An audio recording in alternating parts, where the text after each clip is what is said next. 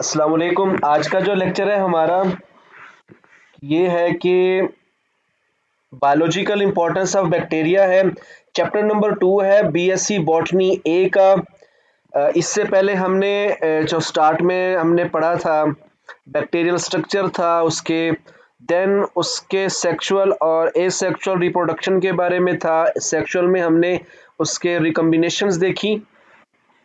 आज का जो हमारा पोर्शन है ये बहुत ज़्यादा इम्पोर्टेंट है एग्जामिनेशन पॉइंट ऑफ व्यू के हवाले से कि biological importance of bacteria. Bacteria are important for their natural role in biosphere, for example their role in rhizosphere, nodulations and nitrogen cycling. Rhizosphere, अब इसमें दो वर्ड है, एक है राइजो और दूसरा है स्फीयर।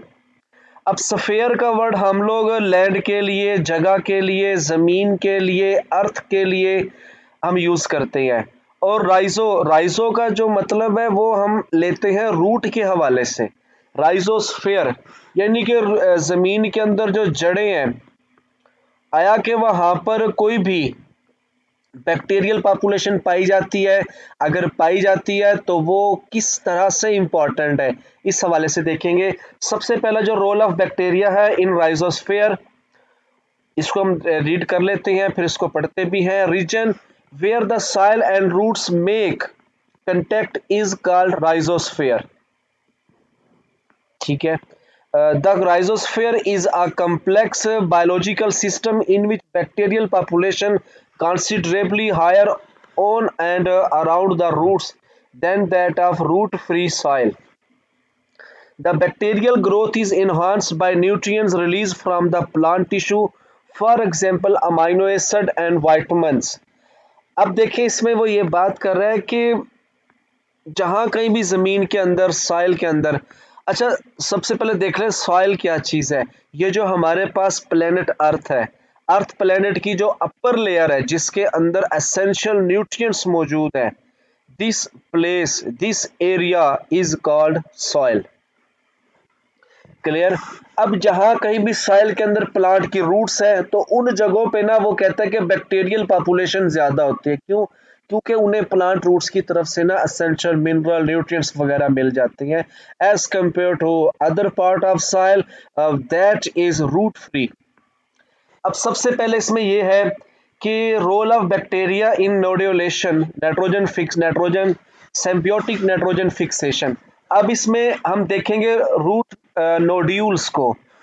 अब खास तौर पे ना आप लोगों ने देखा होगा वो पौधे जिनके ऊपर फलियां लगती हैं, लाइग्यूम्स लगते हैं। ठीक है। फलीदार पौधों की जो रूट्स होती हैं वो जमीन में, उन रूट्स के ऊपर ना सर्टन पॉइंट्स पे, सर्टन जगहों पर ना वो रूट्स स्वेल होती हैं, फूली हुई होती हैं। भाई ऐसा क्यों होता है? क्योंकि उस फूले हुए हिस्से के अंदर बैक्टीरिया रहते हैं। और वो बैक्टीरिया कौन से हैं? नाइट्रोजन फिक्सिंग बैक्टीरिया है जो कि एटमॉस्फेरिक, अब देखना जमीन है ना, वैसे तो हमें बिल्कुल प्लेन बराबर नजर आ रही है, लेकिन इस जमीन के जर्रात, मट्टी के जर्रात के दरमियान ना माइक्रोस्कोपिक जगह होती है, खाली जगह होती है। तो अब जो गैस है ये तो उसमें इजीली पेनिट्रेट हो जाती है। तो रूट्स में जो बैक्टीरिया होती हैं वो एटमॉस्फेरिक नाइट्रोजन को कैप्चर करके उसे नाइट्रेट में, सम टाइम तो अमाइनो एसिड में भी कन्वर्ट करते हैं, और प्लांट उनको क्या करता है? एब्जॉर्ब करता है। और बदले में उस बैक्टीरिया को प्लांट रूट से क्या मिलती है? न्यूट्रिएंट्स मिलती है। तो ये दोनों क्या हो गए? रूट और बैक्टीरिया जो कि उस नोड्यूल के अंदर है, इन दोनों के दरमियान एक सिम्बियोटिक रिलेशनशिप बनी है, दोनों को फायदा हो गया। तो बैक्टीरिया, अब देखें, अब देखें जितने भी प्लांट है, अब ये डायरेक्ट एटमॉस्फेरिक नाइट्रोजन को कैप्चर नहीं करते, यूज नहीं करते। तो बैक्टीरिया क्या कर रहे हैं? हेल्प कर रहे हैं उनके नाइट्रोजन फिक्सेशन के अंदर। तो पौधों को तो फायदा हो रहा है। ये है role of bacteria in nodulation. Role क्या होगा इसका? ये नाइट्रोजन को फिक्स करते हैं। अच्छा, एक वर्ड ना हम सब सुनते हैं, आप लोगों में से कोई बताएगा कि नाइट्रोजन फिक्सेशन भी, नाइट्रोजन को फिक्स किया जाता है नाइट्रेट में, तरह तरह की चीजों में। इस फिक्स करने का मतलब क्या है जी? कोई मेंबर इस पॉइंट पर रोशनी डाले कि नाइट्रोजन को फिक्स किया जाता है, इस फिक्स करने का मतलब क्या है? कोई मेंबर बताए।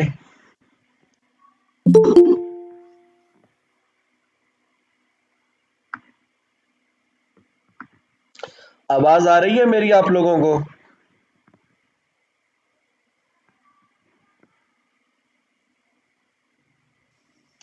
आप लोगों में से आप लोगों ने बोलना है या ऐसे चुप रहना, फिर मैं आगे एक्सप्लेन करता चलूं।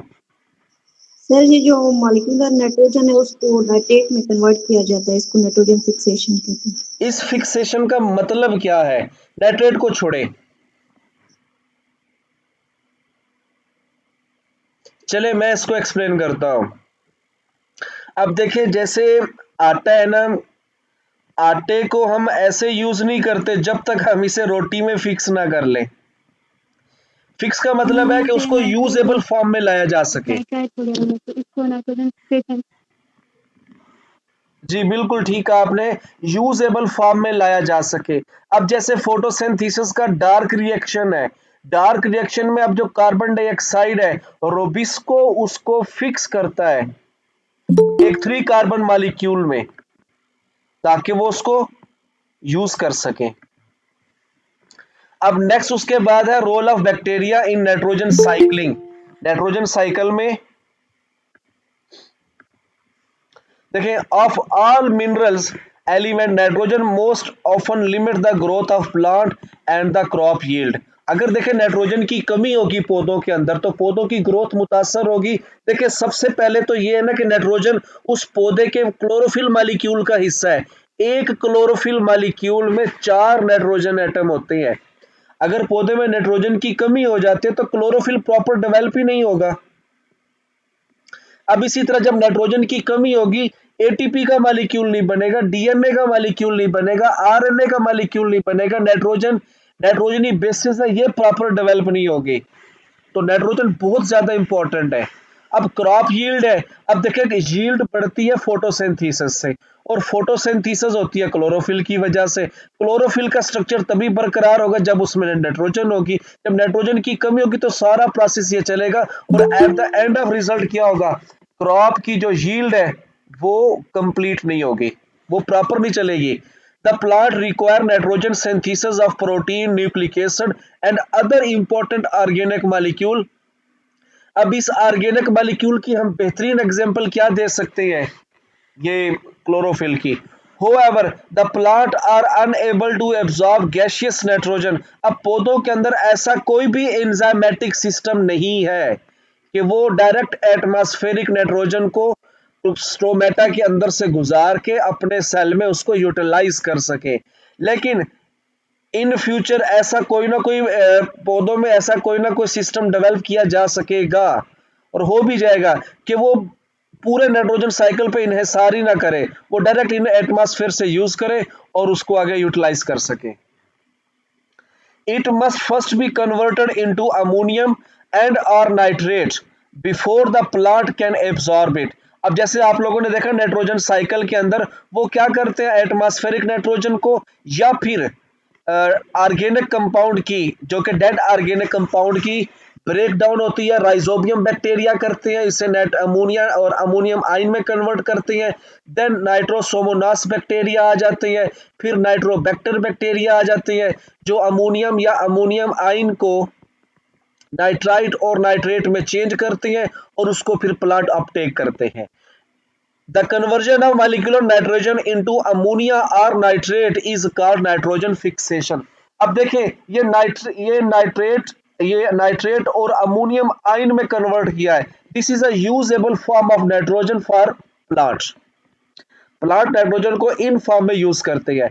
Certain bacteria called nitrogen fixing bacteria are able to fix atmospheric nitrogen. These bacteria like rhizobium live freely in a soil are associated with root of the plant। The nitrogen fixing bacteria may be non-symbiotic and symbiotic। अब दो तरह के bacteria है। Non symbiotic क्या होंगे? These are bacteria that live freely and independently in the soil. The common example are Clostridium और Azotobacter species. ये है जो कि किसी और के साथ सिम्बियोटिक एसोसिएशन नहीं बनाएंगे। तो और नाइट्रेट वगैरह बनाएंगे, अमोनियम आयन बनाएंगे और प्लांट इनको इजीली यूज कर सकते हैं। अब दूसरे हो गए, जैसे अभी हमने रूट नोड्यूल का पढ़ा, वहां पे क्या थे, सिम्बियोटिक थे, राइजोबियम स्पीशीज है, तो नाइट्रोजन प्लांट को इजीली मिल सकती है। नंबर 4 पे है role of bacteria in decomposition and nutrient cycling. Saprotrophic bacteria, ये वो बैक्टीरिया होते हैं जो कि फंगाई के साथ डेड ऑर्गेनिक मटेरियल को, जो कि सॉइल के अंदर एनिमल है या प्लांट है, उन डेड ऑर्गेनिक मटेरियल को ये डिकम्पोज करते हैं और डिकम्पोज करके उन्हें यूजेबल फॉर्म में लेके आते हैं, और उस मटेरियल को क्या कहते हैं, ह्यूमस का नाम देते हैं। The formation of humus is called humification. अब ये एक इंपॉर्टेंट पॉइंट है कि व्हाट इज ह्यूमिफिकेशन, के डेड ऑर्गेनिक मटेरियल को, जो डिकम्पोजर है, जो प्रिंसिपल डिकम्पोजर है वो बैक्टीरिया और फंगस है, तो ये उनको क्या करते हैं, डिकम्पोज करते हैं, और न्यूट्रिएंट साइक्लिंग के अंदर ये प्रोसेस चलता है। तो ये भी बैक्टीरिया भी ये काम करते हैं। अगर बैक्टीरिया ना होते, फंगाई ना होती, तो इस वक्त दुनिया के अंदर सांस लेना भी मुश्किल हो जाता, क्योंकि हर तरफ क्या होते, डेड ऑर्गेनिक मटेरियल के माउंट्स पड़े होते। माउंट्स किसे कहते हैं, कोई बताए?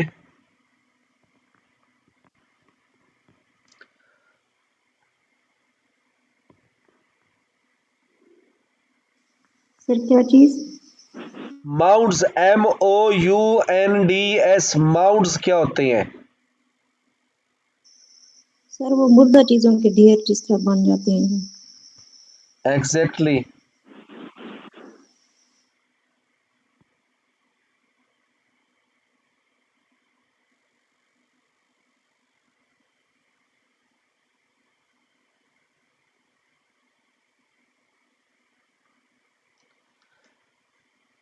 जी, वो जो मुर्दा चीजों के ढेर वगैरह पड़े होते हैं, उनको।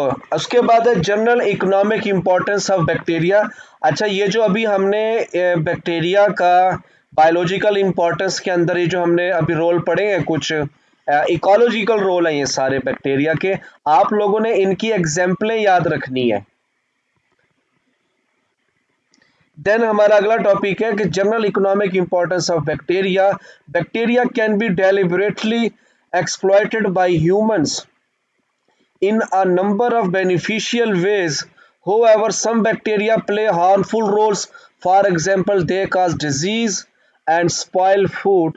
Thus, economic importance of bacteria include both their useful and harmful aspect. अब हम बैक्टीरिया के दोनों एस्पेक्ट देखेंगे कि इकोनॉमिकली हमारे लिए फायदेमंद भी कैसे हैं और नुकसान भी कैसे पहुंचा रहे हैं। तो सबसे पहले हम लोग देखेंगे यूजफुल बैक्टीरिया।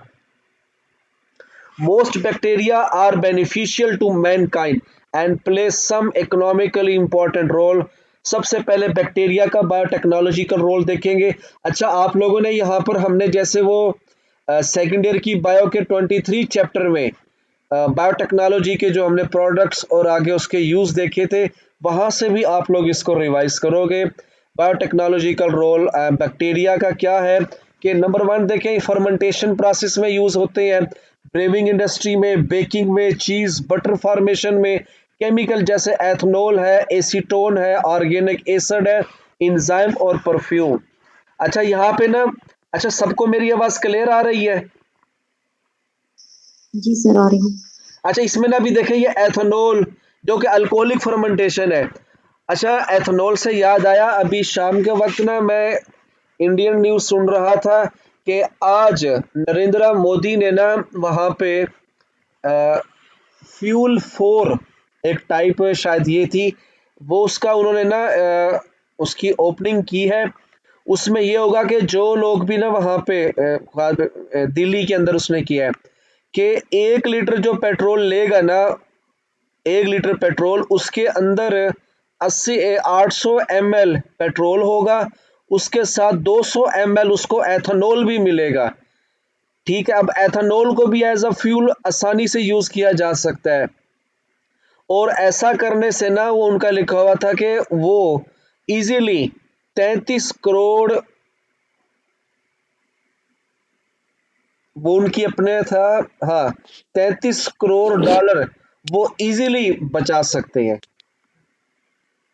और हमारे यहाँ और ये एथेनॉल, और वो इस एथेनॉल को कहाँ से हासिल करेंगे? शुगर इंडस्ट्री से, शुगर फैक्ट्री से ना वो इसको हासिल करेंगे और आगे इसको एज अ फ्यूल यूटिलाइज करेंगे। और हमारे यहाँ आप सबको पता है क्या चल रहा है कि ऐसी ऐसी चीजें हमारे पास मौजूद है लेकिन उससे फायदा नहीं उठाया जा रहा। फार्मास्यूटिकल एंटीबायोटिक्स बनाई जा रही है, वैक्सीन बनाई जा रही है, स्टीराइड हार्मोन्स बनाए जा रहे हैं, और बायोगैस से हम एनर्जी हासिल कर रहे हैं। अच्छा, आप लोगों में से किसी ने बायोगैस का प्लांट देखा है? जी सर, मैंने देखा हुआ है। हाँ, उसमें भी क्या होता है, जो गोबर वगैरह जानवरों का मैनोर यूज किया जाता है, तो उसमें भी क्या हो रहा है, असल में वो बैक्टीरिया उसकी डिकम्पोजिशन कर रहे होते हैं।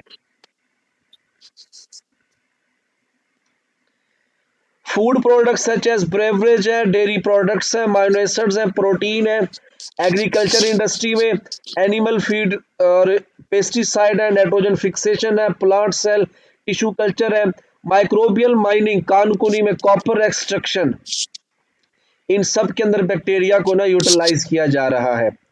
अब आगे वाला पैराग्राफ आप लोग खुद रीड करें अभी। जेनेटिक इंजीनियरिंग और बैक्टीरिया, जेनेटिक इंजीनियरिंग में बैक्टीरिया को कैसे यूज किया जाता है, आप लोग इस पैराग्राफ को यूज करें, इसको पढ़ें और इसमें से फिर आप लोग अपना पॉइंट पूछें।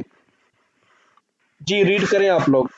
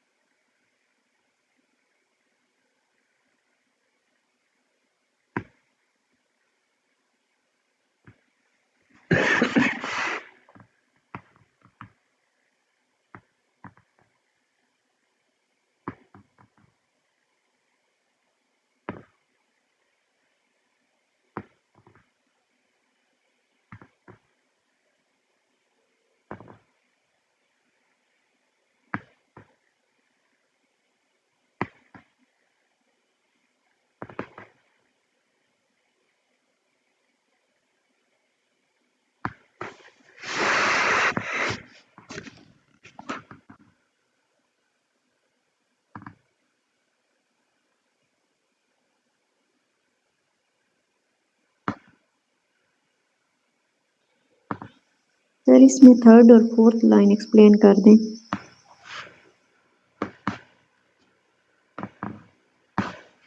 थर्ड लाइन ये फॉरेन डीएनए, जी sir. the foreign DNA becomes a permanent feature of the host, being replicated and passed on the daughter cell along with the rest of its DNA। अब देखिए ना, जब हम उसके अंदर, होस्ट के अंदर, एक रेसिपिएंट के अंदर जो डीएनए हम लोग इंसर्ट करते हैं, ठीक है, मेरी बात सुने, इसमें जब हम लोग वेक्टर के जरिए हम होस्ट के अंदर डीएनए को यानी जीन को इंसर्ट करते हैं, एक जीन है, तो वो होस्ट के डीएनए का हिस्सा बन जाएगा। जब उस होस्ट की आगे रेप्लिकेशन होगी, नए सेल बनेंगे, होस्ट का अपना डीएनए तो ट्रांसफर होगा ही, तो साथ वो जो जीन है वो भी तो जाएगा उसके अंदर, और ऐसे मल्टीपल कॉपीज तैयार होंगी। समझ आई इस चीज की? जी सर। जी।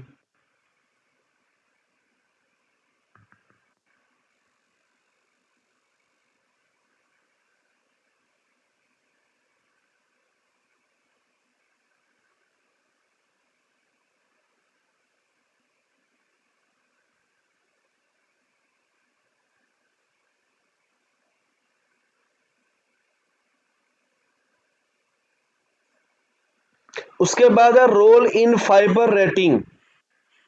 ये जो प्लांट वगैरह से हम लोग रेशे हासिल करते हैं, फाइबर वगैरह।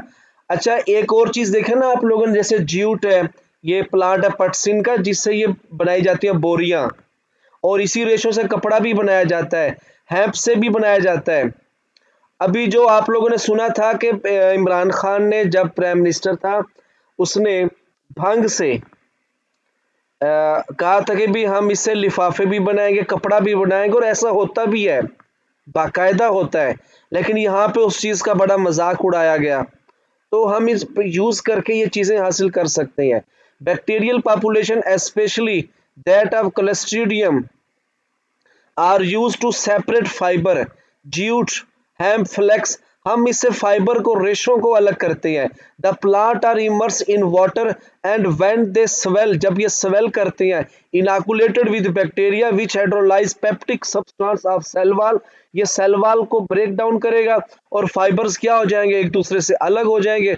उसको यूज करके हम लोग रोप, सैक्स वगैरह बनाते हैं। लेकिन इससे हम यानी कि लिफा प्लास्टिक भी बना सकते, जैसे ये लिफाफे वगैरह बनाए जा सकते हैं, कपड़ा बनाया जा सकता है इससे। और देखें ना, इसी ज्यूट को यूज करके, आप लोगों को पता है ना, पूरी दुनिया के अंदर जो ये ज्यूट का एक्सपोर्टर, सबसे बड़ा एक्सपोर्टर कौन है? बांग्लादेश है। हम खुद अपने यूज की जो बोरियां वगैरह बांग्लादेश से हम इंपोर्ट करते हैं, लेकिन हम यहाँ पे नहीं बना रहे। इस पैराग्राफ को आप लोग रीड करें आप खुद से, role of fibre retting. Ji.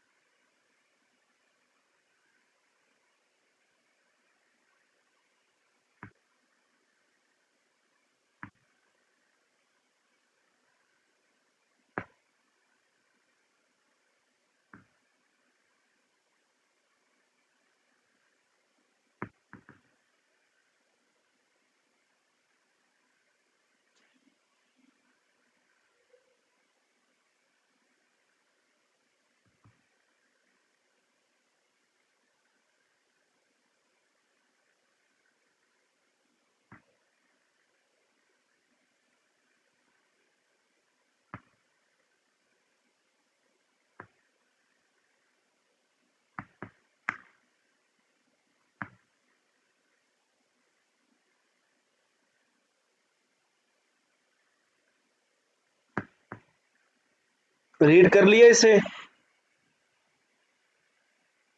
Hello? ये बैक्टीरियल इंपॉर्टेंस का पॉइंट नंबर 3 आप लोगों ने रीड कर लिया?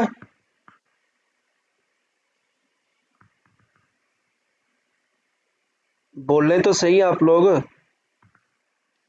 यस सर, कर लिए सर, रीड कर लिए। जी। आगे है रोल इन डाइजेशन, इसको भी रीड कर लें अब।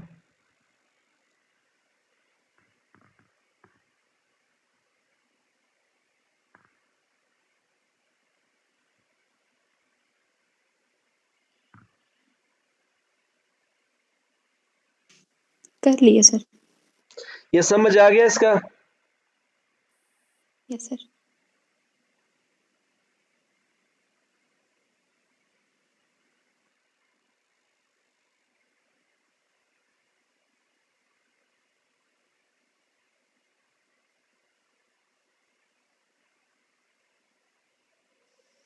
सर ये जो जूट है इसे वेजिटेबल फाइबर भी कहते हैं मेरे ख्याल में सर। जी जी, क्योंकि वेजिटेटिव फाइबर यही है ना, प्लांट बॉडी है इसकी।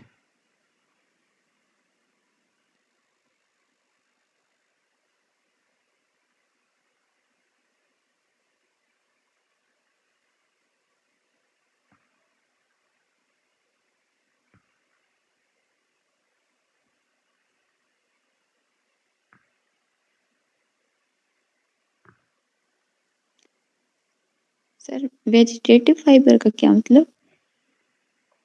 वेजिटेटिव कहते हैं ऐसा स्ट्रक्चर जो सेक्सुअल रिप्रोडक्शन नहीं करता। उसकी प्लांट का स्टेम है, उसके लीव्स हैं, उसकी ब्रांचेस हैं, all these are vegetative structure. Sir इधर एक जगह मैंने पढ़ा वेजिटेबल। और दूसरा वेजिटेबल फाइबर, आपने वेजिटेटिव भी है, वेजिटेबल भी है, क्योंकि इसको अगर फूड के तौर पे भी तो यूज करते हैं। और दूसरा, ओके क्लियर। वेजिटेबल फाइबर में ये आ जाते हैं स्पाइनच वगैरह, ये जो पालक वगैरह के अंदर रेशे होते हैं इसको। सर समझ आ गया।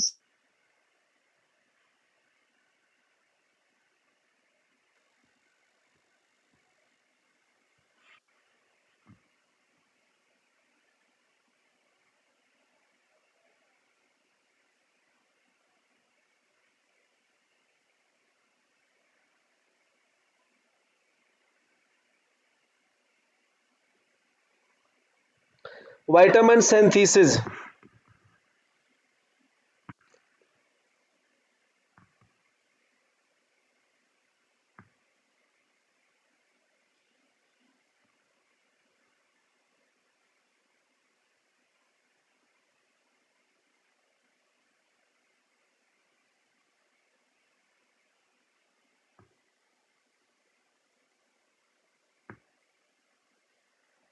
विटामिन सिंथेसिस क्या है? Escherichia coli living in human colon synthesize vitamin B and release it for human use. Similarly, Clostridium is used for commercial preparation of riboflavin, vitamin B. अब विटामिन की सिंथेसिस में भी ये use होते हैं और इन्हें ह्यूमन बॉडी आगे यूज करती है। Role in waste disposal, sir vitamin K भी होता है क्या? जी जी, विटामिन विटामिन के भी कोलोन में प्रोड्यूस करते हैं bacteria.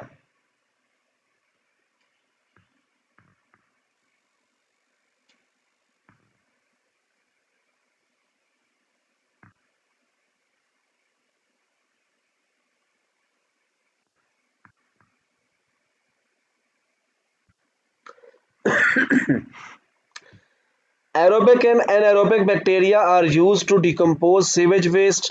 They break down organic matter to harmless soluble sludge in setting tank. The methane gas produced is used as energy source. Similarly, toxic chemicals synthesized by living organisms and those present in the pesticides are disposed with the help of bacteria. Pseudomonas has been created by using genetic engineering technique can break down octane, xylene, camphor. अब ये इन xylene वगैरह ख़ास तौर पे हम इन्हें use करते हैं प्लास्टिक इंडस्ट्री में।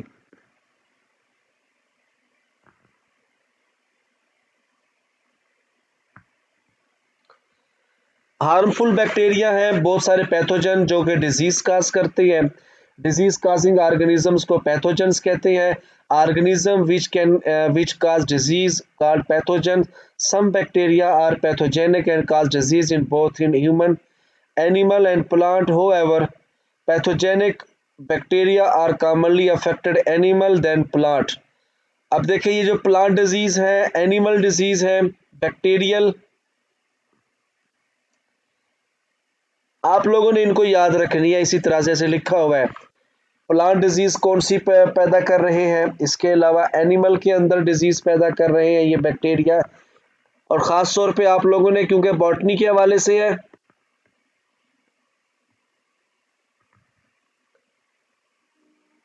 आप लोग इनको रीड करें, दोनों बीमारियों को, प्लांट और एनिमल डिजीज को।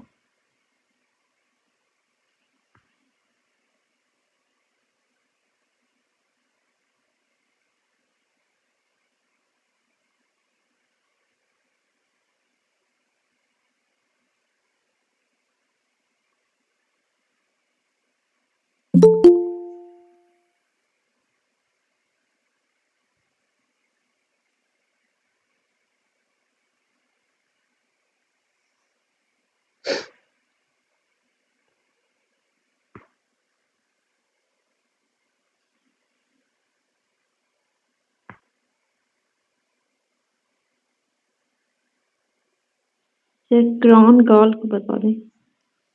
क्या चीज? Crown gall of fruit trees.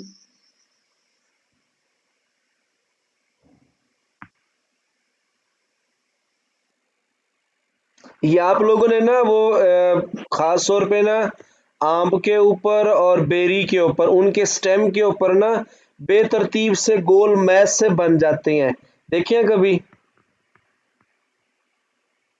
Ji sir. Abnormal growth होती है स्टेम के ऊपर, राउंडेड सा मैस होता है, इसे कहते हैं क्राउन गॉल। और ये प्लांट के ऊपर ना बैक्टीरिया की वजह से होती है। जी सर।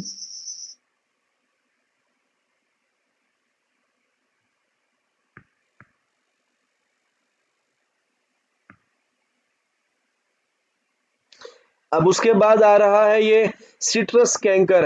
सिट्रस कैंकर ना खास तौर पे ये माल्टे वगैरह, लीमू वगैरह के ऊपर होती है, और फ्रूट की जो शाख होती है ना बड़ी कमजोर सी हो जाती है, और वो बेचारे नीचे गिर जाते हैं।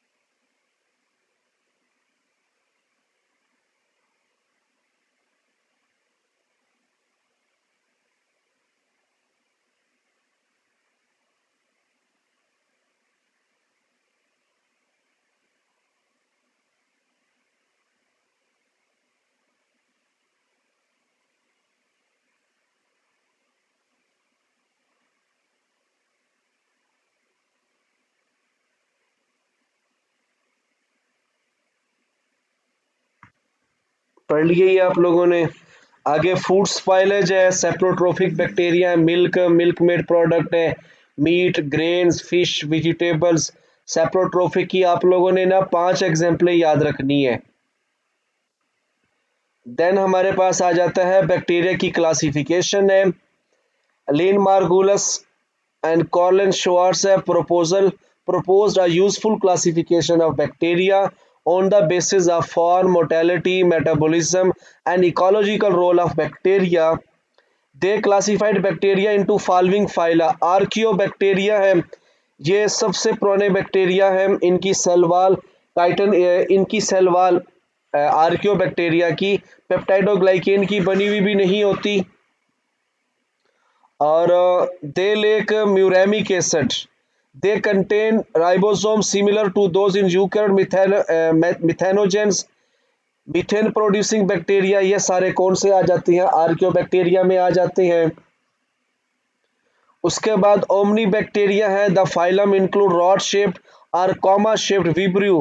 हेट्रोट्रोफिक है, ग्राम नेगेटिव है, most of these are pathogens.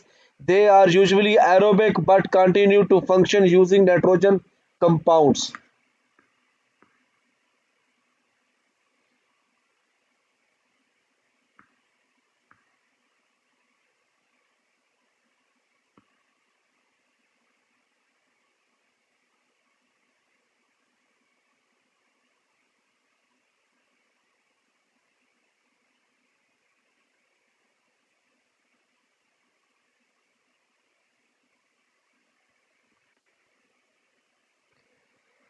Cyanobacteria है, ये आप लोग इसका याद रखोगे, ये ऑक्सीजेनिक फोटोसिंथेटिक बैक्टीरिया है।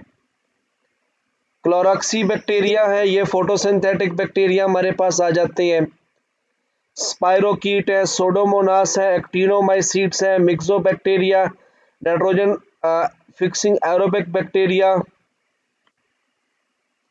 इनको हम लोग एक बार देख लेते हैं डिटेल से जी।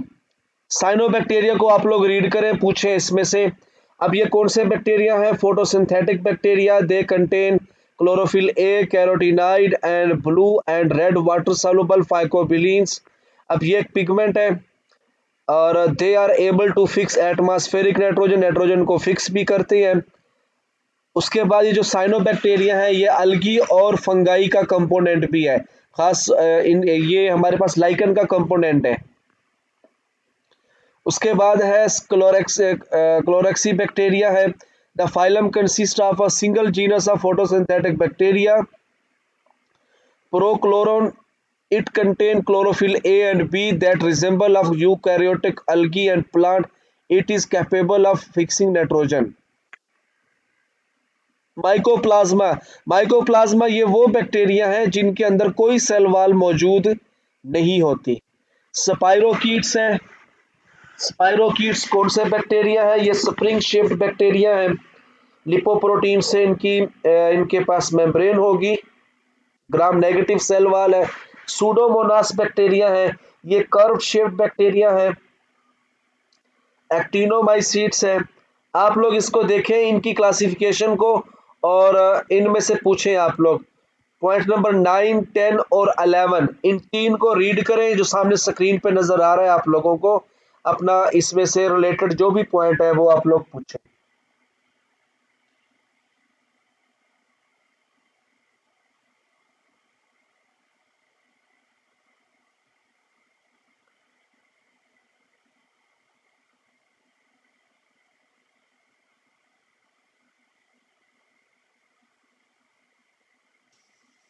ग्लाइडिंग बैक्टीरिया क्या होता है?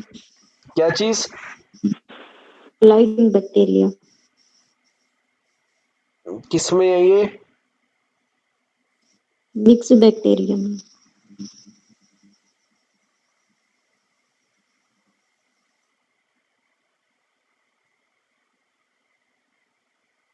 सर 9 ग्लाइडिंग का लफ्जी मतलब क्या है, पहले ये बताएं जरा। क्या चीज? ग्लाइडिंग का मतलब क्या है?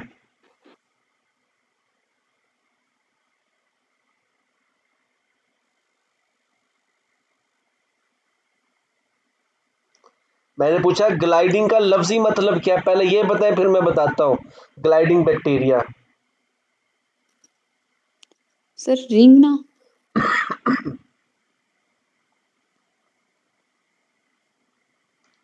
इसमें ना ये चीज आ जाता है कि इनके पास ना कोई एक्सटर्नल लोकोमोटरी स्ट्रक्चर नहीं होगा, जैसा कि फ्लैजेला आ जाते हैं। तो ये क्या करेंगे? बिल्कुल रेंगने वाली हरकत करेंगे खुद से।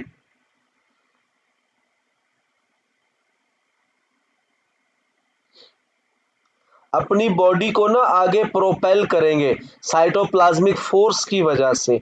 ये है ग्लाइडिंग मूवमेंट जो कि ये बैक्टीरिया करते हैं। सर इसकी सामान्य की बता दें, नेटवर्क इशू की वजह से। मैंने कहा ग्लाइडिंग बैक्टीरिया ऐसे बैक्टीरिया जो ग्लाइडिंग मूवमेंट करते हैं, इनके पास ना कोई एक्सटर्नल लोकोमोटरी ऑर्गन नहीं होगा जैसे फ्लैजेला वगैरह है, ठीक है। तो ये अपने साइटोप्लाज्मिक प्रेशर के फोर्स लगा के बॉडी को आगे प्रोपेल करते रेंगते हुए जाते हैं। Okay sir.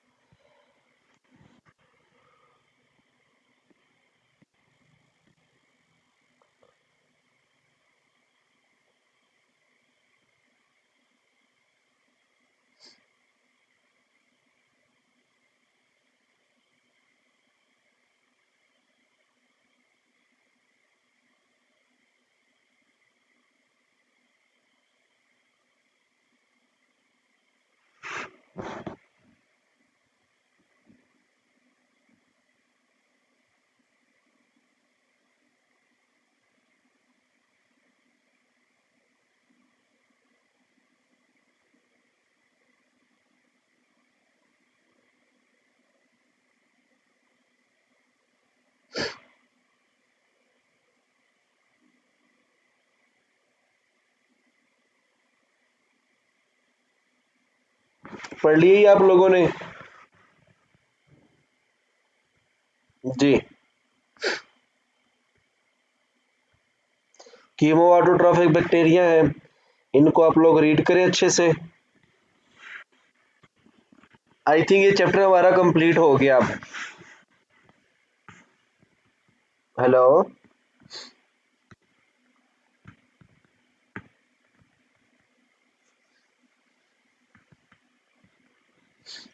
आवाज आ रही है ना मेरी आप लोगों को?